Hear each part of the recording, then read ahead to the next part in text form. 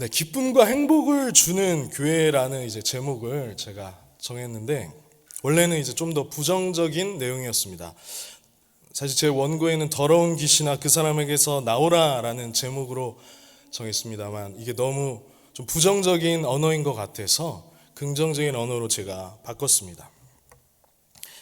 우리 교회 모토죠. 기쁨과 행복을 주는 교회라는 이제 제목으로 제가 바꾸게 되었는데요.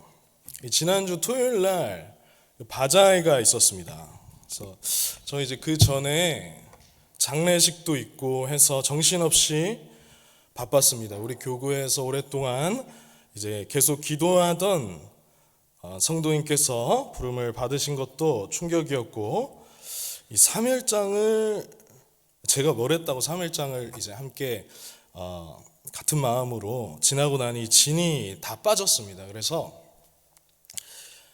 어느 정도 이 긴장 상태에 있다가 이제 고별 예배 때 제 설교가 담임 목사님 설교 본문이랑 겹친 거예요. 그래서 제가 먼저 정했어요. 제가 먼저 정했는데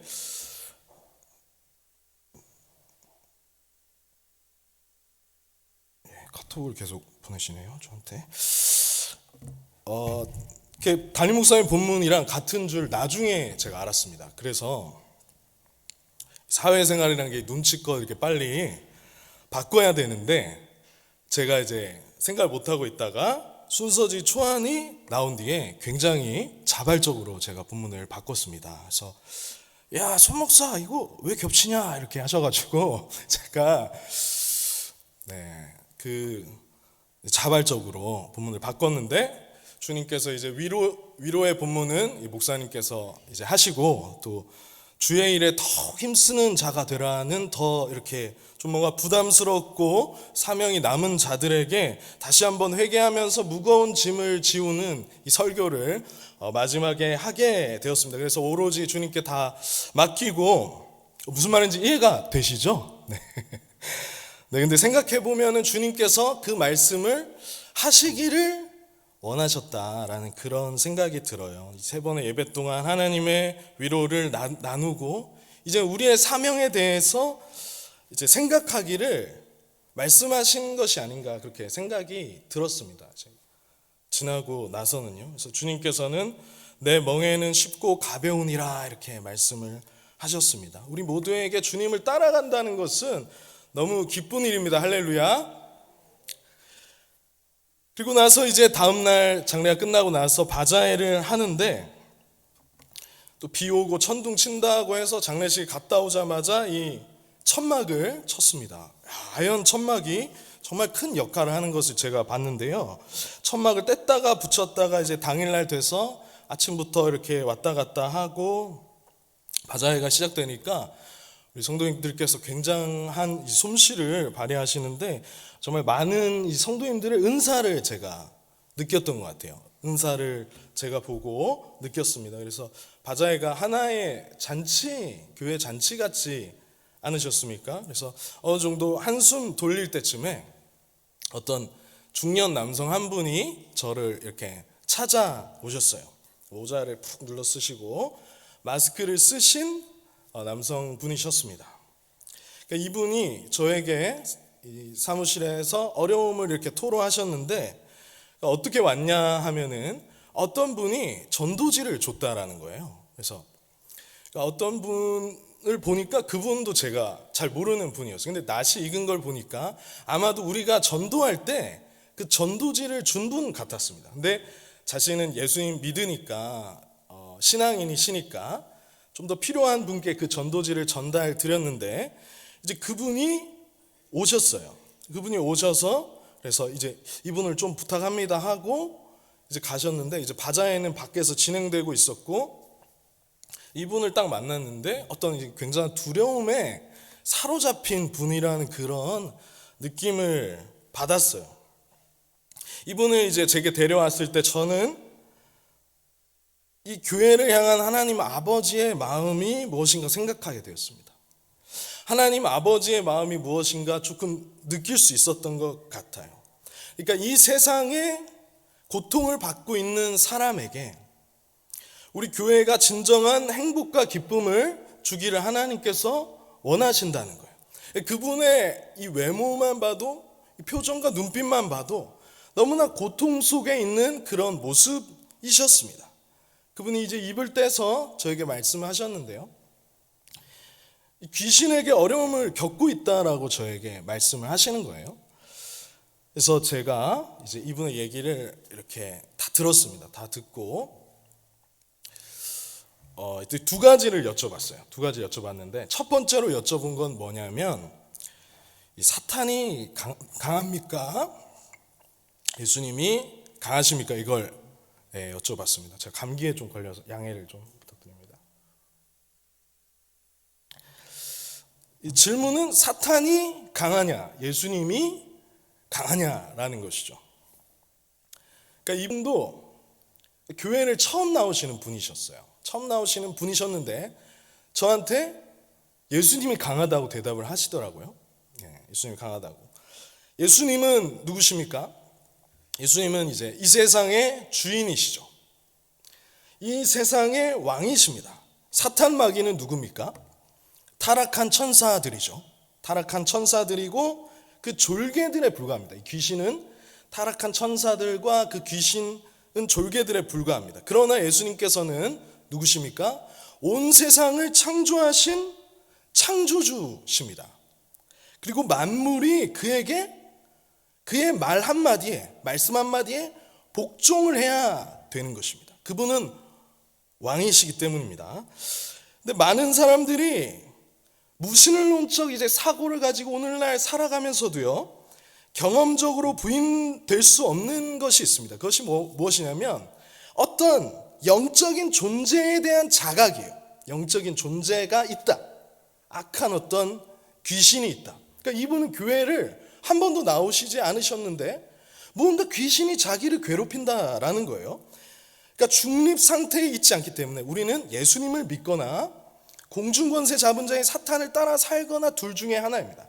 중립지대가 없습니다. 그래서 예수님을 믿지 않으면 어느 정도 반드시 이 악한 영적 존재에 노출이 되게 됩니다. 악한 영적 존재에 노출이 되게 돼. 굉장히 취약해져요. 그래서 믿지 않는 분들도 이런 것을 잘 인지합니다. 잘 인지를 해서 요즘은 이제 이 악한 이 영적 세력들은 옛날 같은 시대면은 와 무섭지 이렇게 좀 나타났다면 요즘 컨셉은 좀 그런 것 같아요. 요즘에는 좀 안 보이게 나 없다 약간 이런 느낌으로 있는 것 같아요. 근데 예수님을 떠나 살면은 이 귀신의 영적 존재에 노출이 돼서 이 놀잇감이 되기가 십상입니다. 그래서 무언가 그들에게 붙들 게 필요해요. 예수님 믿지 않는 사람에게는 붙들 게 필요합니다. 그리고 그 마음속에 두려움을 해결할 방법이 없습니다. 그때 사람들이 무엇을 붙들까요? 사람들은 주로 흔하게는 술 또는 담배, 무슨 중독, 무슨 음란과 같은 것들입니다. 무슨 마약. 그러니까 그런 것들을 통해서 이러한 나보다 강한 어떤 악한 영적 존재에 대한 불안감과 그런 어려움을 해소하고자 노력하는 것이죠. 왜냐하면 자기 안에 이 악한 영적 존재를 이길 힘이 없기 때문입니다. 그래서 오히려 그것은 더 귀신의 놀잇감이 되는 것이죠. 중독으로 이끌고 그 사람은 결국 사람 페인과 같이 비슷하게 됩니다. 재밌는 것은 에덴 동산에서 이 뱀을 간교하다고 말을 합니다. 여기 나오는 이 간교하다라는 말의 원어는 굉장히 중립적인 단어예요. 사실 지혜가 있다 뭐 그런 단어거든요. 원어는 그렇습니다. 창세기 안에서 다른 본문에는 이 간교하다라는 이 단어가 지혜라고 표현되기 때문에 그렇습니다. 즉 이 사탄이라는 존재, 귀신이라는 존재는 인간보다 무언가를 더 알고 있어요. 그렇지 않습니까? 이 에덴 동산에서 무언가를 더 알고 있는 것 같아요. 그렇지만 거짓말이죠. 그 하는 말이 거짓말이죠.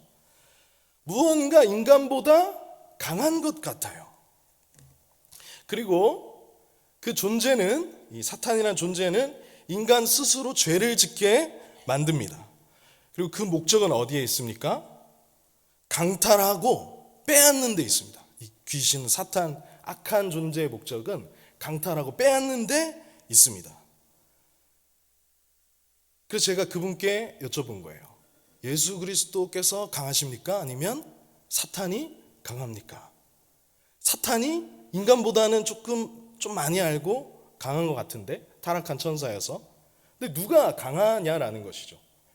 예전에 제가 조카들의 명절에 만나서 밸런스 게임을 저보고 이제 하자고 했습니다. 이제 가족들이 다 있는데 이제 막 초등학생 조카인데 그것들을 막 하고 싶은 거예요. 그래서 밸런스 게임을 하는데 이렇게 저한테 물어보더군요. 예수 그리스도, 사탄, 마귀 사탄, 이렇게 저한테 딱 얘기를 했습니다. 밸런스 게임. 그래서 당연히 이제 예수 그리스도죠. 아주 어린아이, 초등학생도 아는 것입니다. 그분도 예수님이 더 강하다고 대답을 했습니다. 우리 창조주이신 예수 그리스도와 예수 그리스도께서 사탄에 비할 바가 되겠습니까?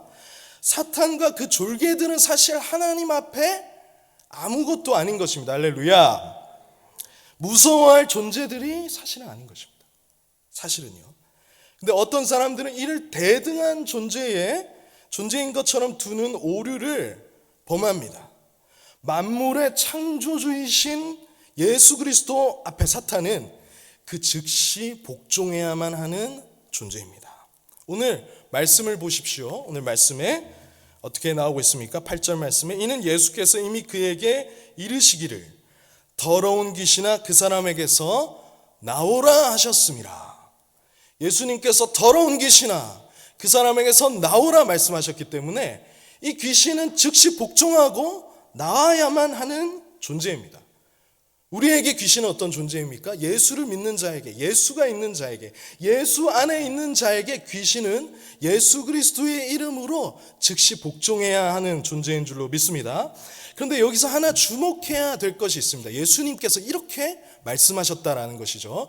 예수께서 이미 그에게 이르시기를 더러운 귀신아, 더럽다라는 말씀을 하십니다.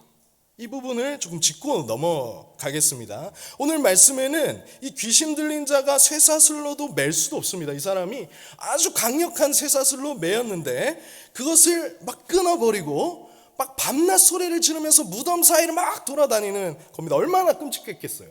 그리고 그 사람도 얼마나 고통스러웠겠습니까? 자기 몸을 막 해치고 자해하고 있었습니다. 그런데 오늘날 많은 이 어떤 매체들은 이 귀신을 마치 친숙하게 그리곤 합니다. 막 어울리는 존재, 어울려야 하는 존재. 막 드라마나 이런 것을 보면 매우 미화하는 경우가 많이 있죠. 그러나 어울려야 하는 존재가 아닙니다. 내쫓아버려야 할 존재죠. 오늘 예수님께서 어떻게 말씀하고 있으십니까?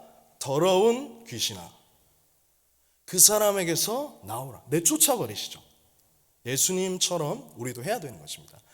예수님의 이름을 의지하여 귀신이라는 이 존재는 더러운 존재, 가까이 해서는 안 되는 존재, 떠나가라 라고 해야 되는, 쫓아버려야 하는 존재이죠. 근데 우리가 성경 말씀을 통해서 아는 것은 무엇입니까? 이 귀신이 복종해야만 한다라는 것입니다. 예수 그리스도의 왕적인 통치에 반드시 복종해야 하는 것입니다. 마가복음 전체는 그런 이야기를 계속해서 하고 있어요. 그 맥락 가운데 5장이 있는 것인데 이 병마도 예수님께서 떠나게 하십니다. 예수님의 왕적 통치로 순종케 하십니다. 병이 더 이상 기승을 부릴 수가 없어요. 바람과 풍랑, 이 자연세계가 이 제자들과 예수님이 탄배를 덮치려고 합니다. 잠잠하라 예수님께서 말씀하십니다. 예수님은 창조주시고 왕이시기 때문에 잠잠하라고 하니까 즉시 복종해야 하는 거예요. 예수님은 그러한 존재십니다. 그래서 예수님의 왕적 통치로 인하여서 그들은 잠잠하고 복종하게 됩니다.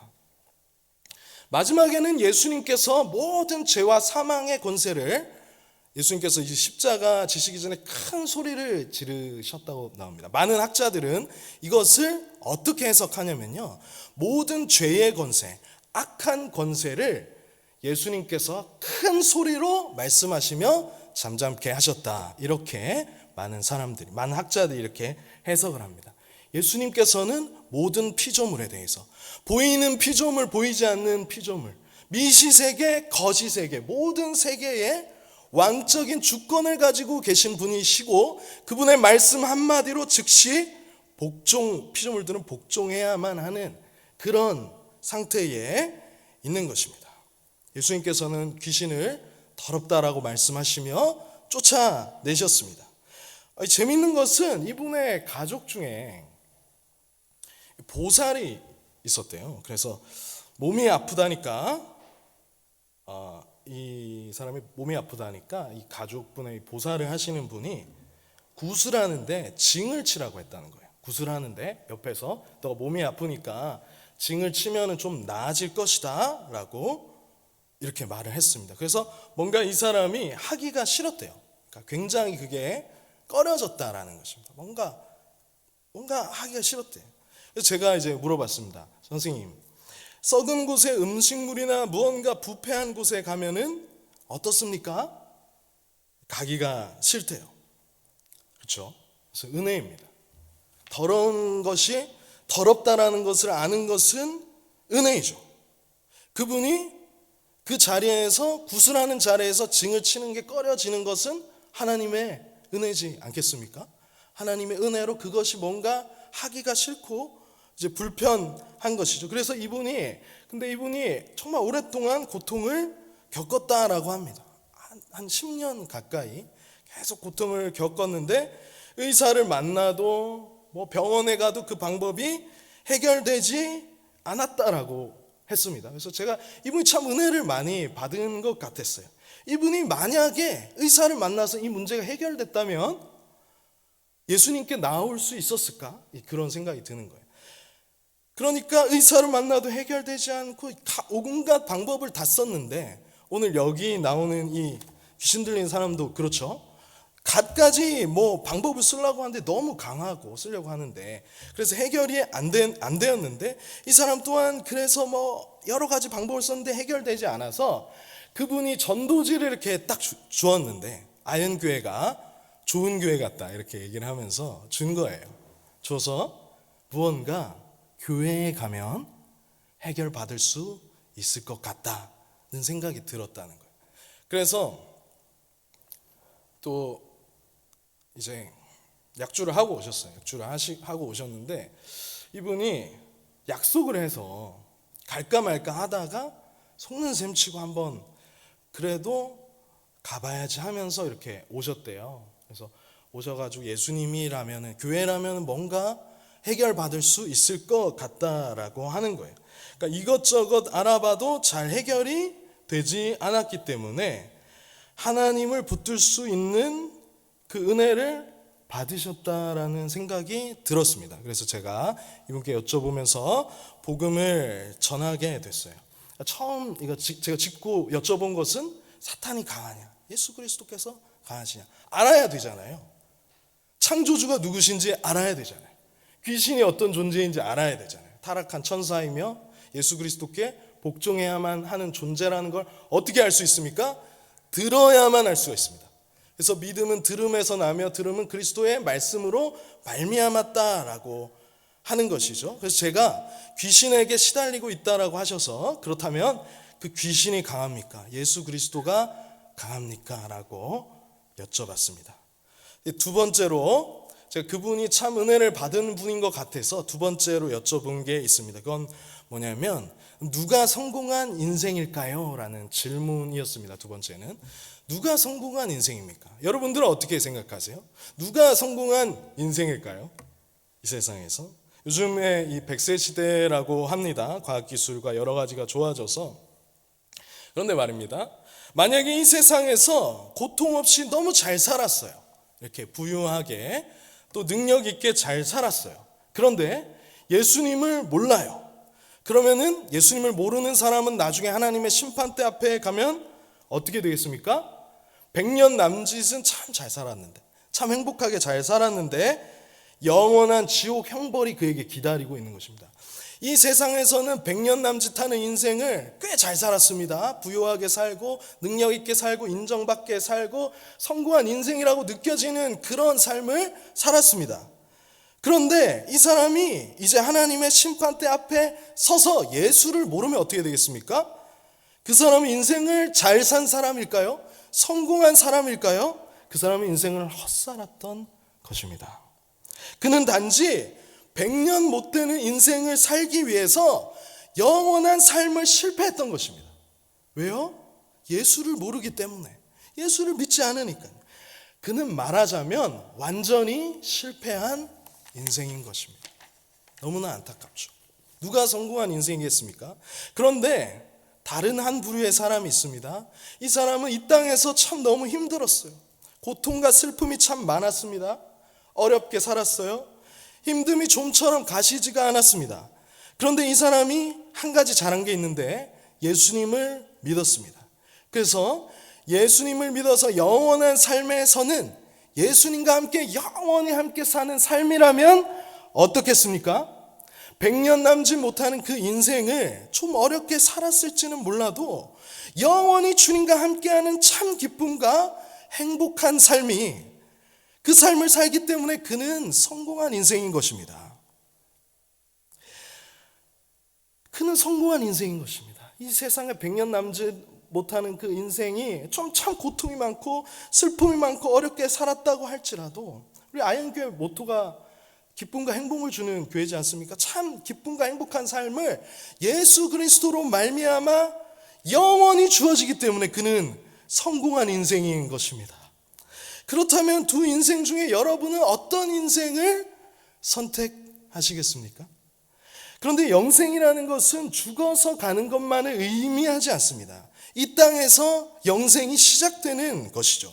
이 땅에서 예수님을 믿는 사람은 그 순간부터 그 사람은 달라지게 됩니다. 그래서 그 영원한 삶을 사는 사람에게 보증으로 온 것이 무엇이냐면 성령이라고 합니다. 너희가 믿을 때 성령을 받았느냐 이렇게 말씀하잖아요.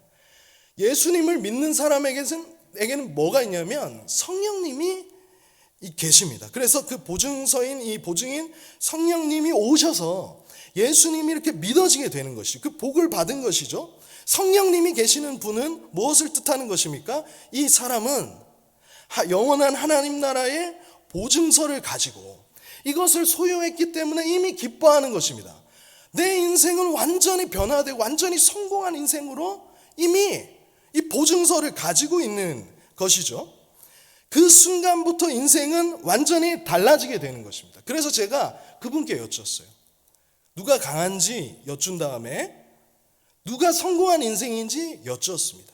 선생님이 참 지금 고통이 많고 어려움이 많고 아픔이 많지만, 지금껏 참 어렵게 살았지만 선생님 참 복받은 것 같아요. 왜냐하면 그 어려움 가운데 예수님께 나와왔잖아요.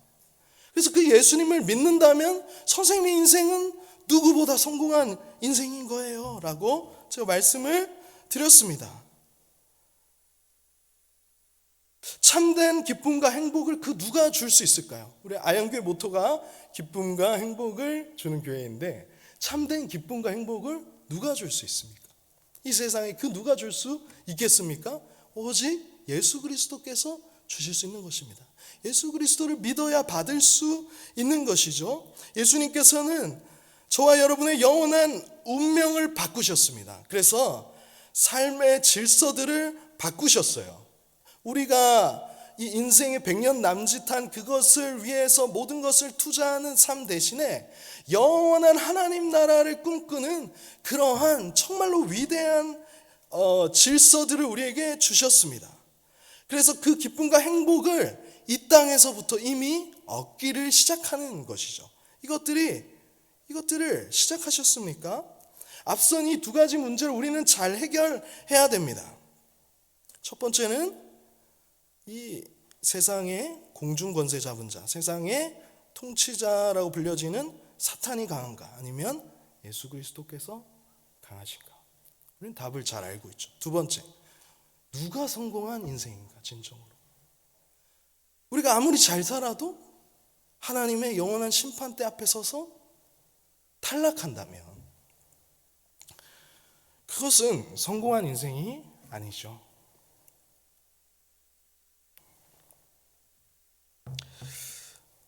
이 두 가지 질문을 이제 제가 그분께 드렸습니다. 마지막으로 이제 세 번째 말씀을 드리고자 하는데요. 그것은 뭐냐면 이것이 어떤 방식으로 일어나느냐 하는 거예요. 어떤 방식으로. 이제 1번, 2번 답이 되면 그렇군요. 이제 성공한 인생을 살고 싶습니다. 왕이신 예수님의 통치를 받으면서 살고 싶습니다. 그렇다면 그 인생은 어떤 인생이냐라는 것입니다. 말씀드릴 것은 무엇이냐면 이 신앙생활이라는 것은 무슨 신비주의적인 경향성이 아니라 인격적인 변화가 일어나는 것이라는 거예요. 인격적인 변화가 일어나는 거예요. 복음서를 읽어보면 예수님께서 하나님 나라를 선포하시면서 모든 악한 것과 병든 것을 고치셨습니다. 귀신을 내어 쫓으셨습니다. 그리고 사람들의 인생을 새롭게 해주셨어요. 마지막으로 여러분께 이제 드릴 말씀인데요. 이것을 신비적으로 이해하는 경향성에 대한 것입니다. 그래서 어떤 사람들은 이 성령의 능력을, 성령을 보증이라고 말씀드렸잖아요. 어떤 파워나 신비적인 방법이 신비주의로 이해를 합니다. 그래서 오늘날도 성령 운동을 하는 분들이 많이 있습니다. 그래서 우리가 이 성경에 근거해서 성령을 잘 이해해야 됩니다. 성경은 어떻게 말하고 있습니까? 나더러 주여 주여 하는 자마다 천국에 들어갈 것이 아니고 아버지의 뜻대로 행하는 자라야 들어가리라 라고 말씀을 하고 있습니다. 그래서 하나님이 어떤 분이신지 잘 이해해야 됩니다. 그 사람들은 어떻습니까? 예수님께서 이렇게 말씀하시죠. 내 이름으로 귀신을 내어 쫓고 무슨 기적을 행했다라고 말합니다. 그 사람들이 주여 주여 하는 자들인데 하나님의 나라에 들어가지 못하는 그 자들이 귀신을 내어 쫓고 기적을 행했다라는 것입니다. 그래서 우리가 이 성경을 단편적으로만 보면요, 무슨 교회가 방언, 예언, 축사 이런 식으로만 치우칠 수가 있어요. 그것의 대표적인 예가 무엇이냐면 이 신사도 운동이라는 것입니다. 그래서 우리는 굉장히 이것을 유의해야 돼요. 이 신사도 운동에 대해서 들어보셨습니까? 지금도 계속 되고 있고 이 신사도 운동은 인기가 많고요. 한국 교회에도 큰 영향을 끼쳤습니다. 자, 이 같이 나오는 게 대표적인 것이 무엇이냐면 신사도 운동 같이 나오는 거는 주로 밴드 음악인데요.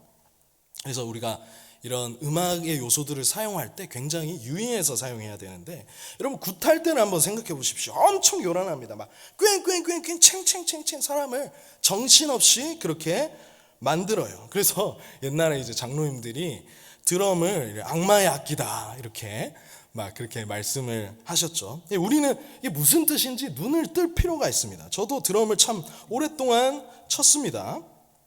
드럼을 치면 사람들이 참 부러워했어요.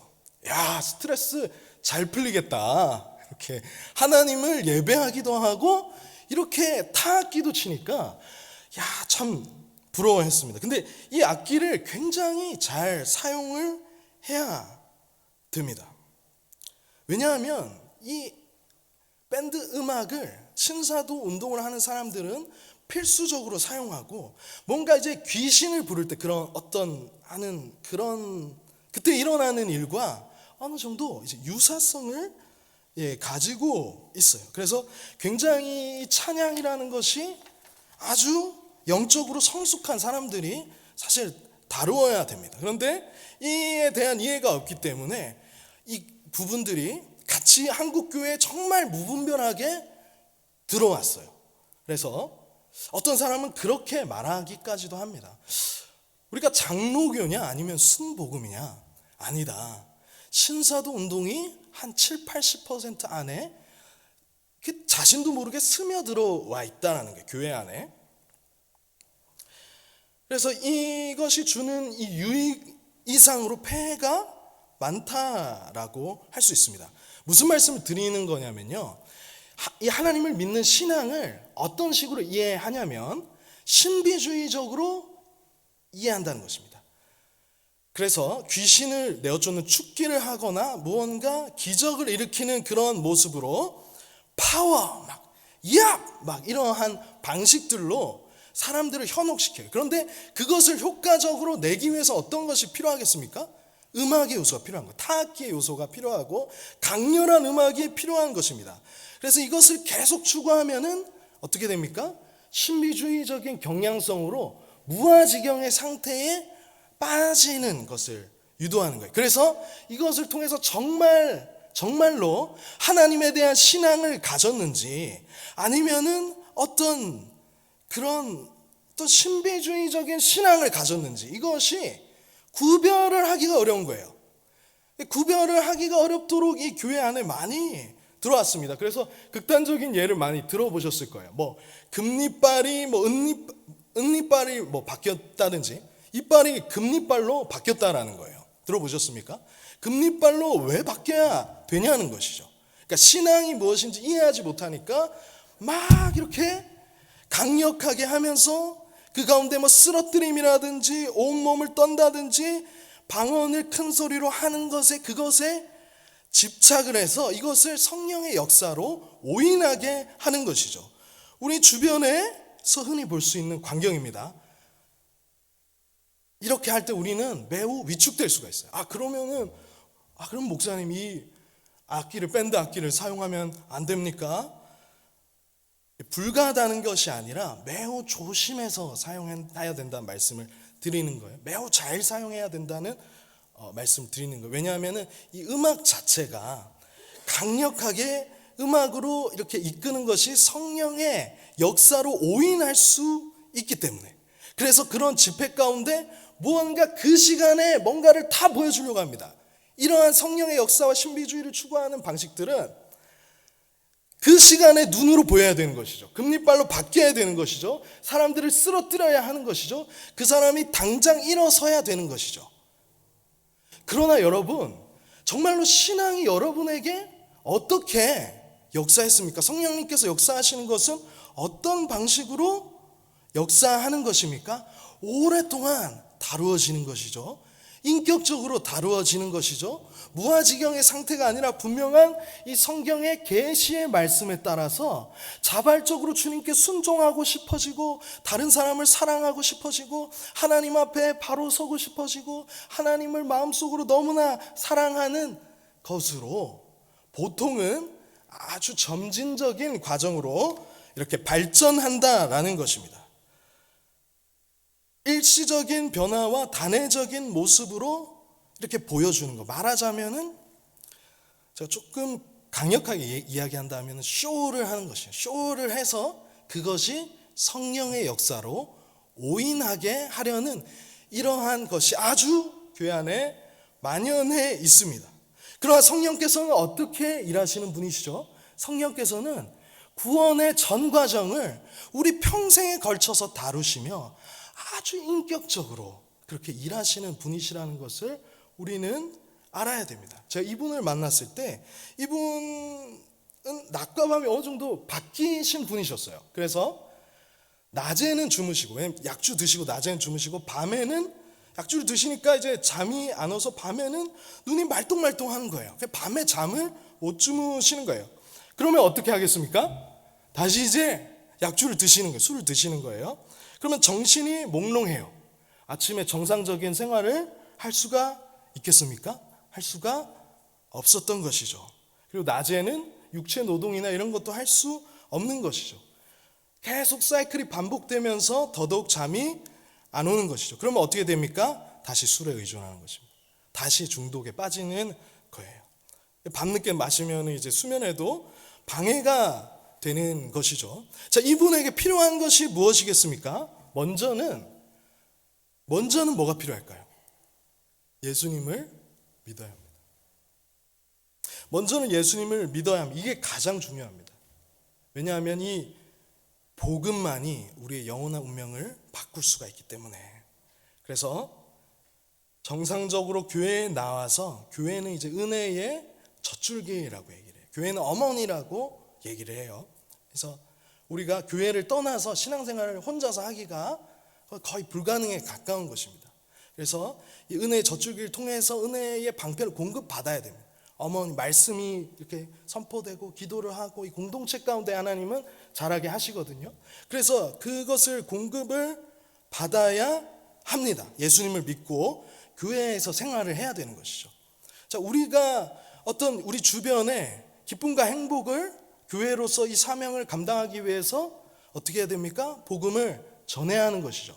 복음을 전하는 것을 통해서 우리가 생각하는 방법이 아니라 하나님의 방법으로, 그분이 이제 바자회 때 어떻게 보면 이 사람이 주인공 아닌가, 하나님이 뭔가 끌림이 있어서 왔는데 정말 바자회를 우리가 열심히 섬기는 가운데 이 한 영혼 데려오려고 이렇게 하는 거 아닌가? 그런 생각이 들었어요. 이분이 하나님이 보내신 주인공 아닌가? 그런 생각이 들었어요. 근데 그분이 출입을 했단 말이죠. 출입을 해서 이제 교회 생활을 계속해야 됩니다. 그래서 우리는 전도를 통해서 교회 안에서 은혜의 방편에 이 공급을 받을 수 있도록, 적정한 양의 음식을, 영적인 음식을 공급받을 수 있도록 그렇게 해야 되는 것이죠.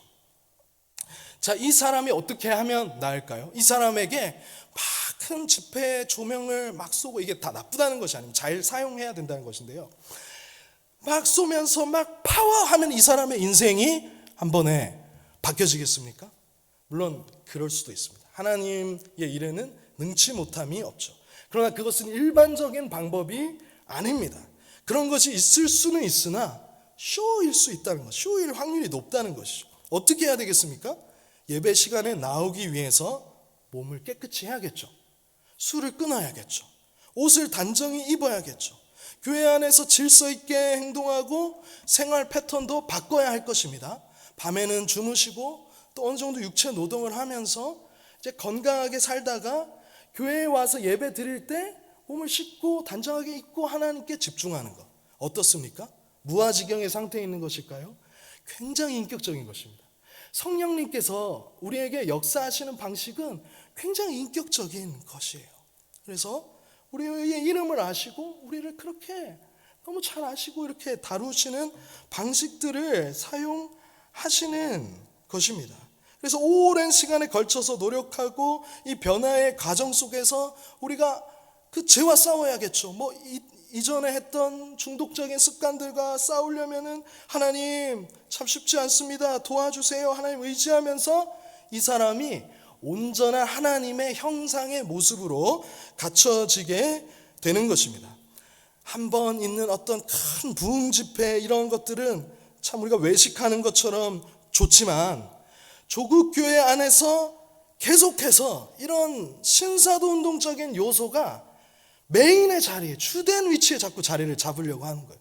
정상적인 신앙생활을 해서 하나님의 은혜의 방편을 공급받아야 하는데 계속해서 이것들이 신비주의적인 방식이 중심을 잡으려고 할 때 교회가 제 기능을 할 수가 없습니다.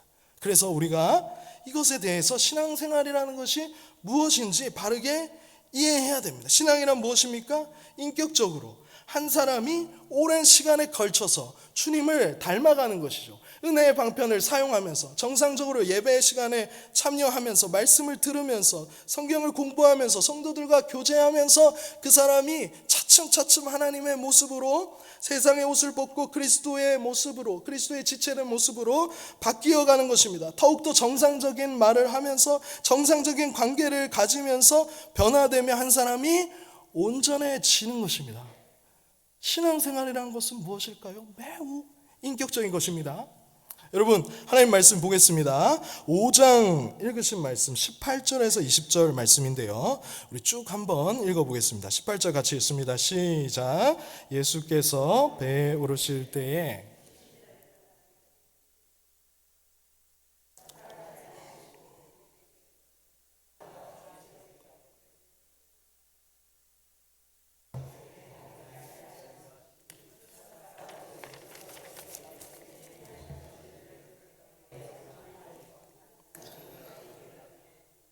아멘. 자, 예수님 만난 뒤에 일이 어떻습니까? 굉장히 인격적인 것이죠.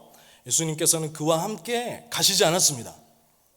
변화시킨 이 귀신 들렸다 나은 사람과 함께 가시지 않았어요. 그가 싫어서 그런 것이 아니라 그에게는 다른 사명이 있었던 것이죠. 그는 전도자가 되었습니다. 그래서 이 데가볼리 지역에서 하나님의 복음을 전파하는 사람이 돼요. 자, 어떻습니까? 여기서 주님과의 대화가, 주님께서 이 귀신을 내어 쫓은 다음에 이 사람의 삶의 변화는, 주님, 제가 따라가고 싶습니다. 아니야, 너는 여기서 복음을 전해야 돼 라고 말했을 때 주님 뭔가 그 사람을 싫어해서가 아니라 주님과 지금 어떻습니까? 상의하고 있어요. 여쭙고 있어요. 주님, 제가 가고 싶은데요. 아니야, 내가 너한테 맡길 것이 있다. 이 데가볼리 지역에서 너는 복음을 전해야 된다라는 것이죠. 그래서 육체적으로 주님과 함께 그 배를 타고 가지 않아도 그보다 더 중요한 사명을 감당하는 것입니다. 그래서 그 복음을 전함을 통해서 그 지역을 변화시켰죠. 이와 같은 변화가 일어나는 것입니다. 우리의 교회는, 우리는 이러한 사명을 잘 감당해야 하겠습니다. 어떤 도구를 사용하는 것도 중요하겠지만 더 중요한 것은 그를 통해서 예수 그리스도의 복음이 전해지는가, 어떤 사업 속에서 그 속에서 이 세상을 다스리는 사탄의 권세를 내어쫓고 왕이신 하나님의 영광이 드러나는가 하는 것입니다. 하나님의 긍휼하심이 나타나는가 하는 것입니다. 이 땅을 향한 하나님의 아픈 마음과 불쌍히 여기시는 그 마음을 우리가 느끼는가, 그것을 누려야 합니다. 그래서 우리가 이 땅에서 찾으시는 그 한 영혼에게 바른 복음을 전하며 그들을 구원하는 일을 바로 우리에게 맡기신 것입니다. 그 본질을 잃어버린다면 껍데기만 남게 되는 것입니다. 이러한 주님의 계획하신 신앙의 형태가 바르게 나타나기 위해서는, 반주 준비해 주십시오. 단편적으로 순간적으로 일어나는 것이 아닙니다. 그리스도께서 주인 되시고 세우신 교회에서 오장이 단순하게 죽기했다 이렇게 일어나는 것이 아니라 시간 속에서 이렇게 펼쳐지는 거예요. 시간 속에서 전 교회의 전체 그리스도의 몸된 교회가 시간 속에서 그 역할을 실제적으로 감당하는 것입니다. 교회로서 이 사명이 우리에게 있다는 것을 알고 있습니까? 지금 머리이신 그리스도께서 지체인 우리에게 하시는 그 말씀을 우리는 듣고 있습니까? 저와 여러분에게 들리십니까? 몸으로서 우리는 움직여야 합니다. 여러분, 교회라는 단어를 떠오를 때 무엇이 떠올리십니까? 막 신비주의적인 거, 막 우르릉 쾅쾅 그런 것이 떠올리십니까? 아니면 한 사람이 성령의 역사로 인하여서 인격적으로 차츰차츰 하나님의 모습을 닮아가는 그 모습이 떠오르십니까? 그래서 말씀 정리하겠습니다. 우린 두 가지 질문에 대답해야 할 것입니다. 누가 강한가? 예수 그리스도인가? 아니면 사탄인가? 누가 성공한 인생인가? 예수를 믿는 자인가? 아니면 이 땅에서 정말 행복하게 잘 사는 사람인가? 마지막으로, 그렇다면 신앙의 형태는 어떻게 나타나야 하겠는가? 아주 인격적인 모습으로 하나님을 닮아가고 그분의 복음을 전함으로 그의 영광을 나타내고 참여하는 모습으로 나타나야 할 줄로 믿습니다. 우리 함께 찬양 부르고 기도하시도록 하겠습니다. 왜 나만 겪는 고난이냐고 함께 찬양 부르고 기도하시도록 하겠습니다.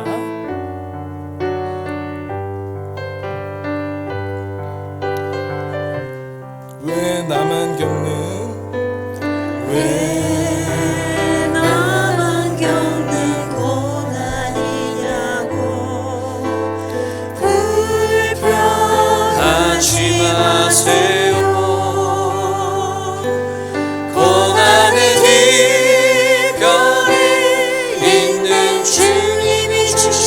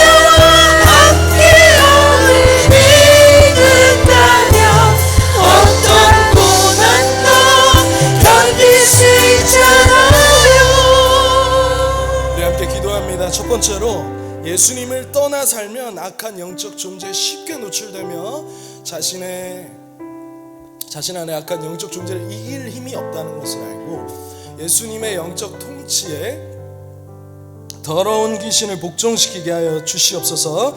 이 세상에서 고통과 아픔이 있는 슬픔이 있더라도 예수를 믿으면 기쁨과 행복한 삶이 시작된다는 것을 알고 두렵고 떨림으로 구원을 이루게 하여 주시옵소서. 신앙생활은 신비주의적인 경향성이 아니라 인격적인 변화이며 오랜 시간이 걸린다는 것을 알고 우리 모두가 온전한 사람을 이루게 하여 주시옵소서. 우리 주님을 바라보며 함께 기도하시도록 하겠습니다.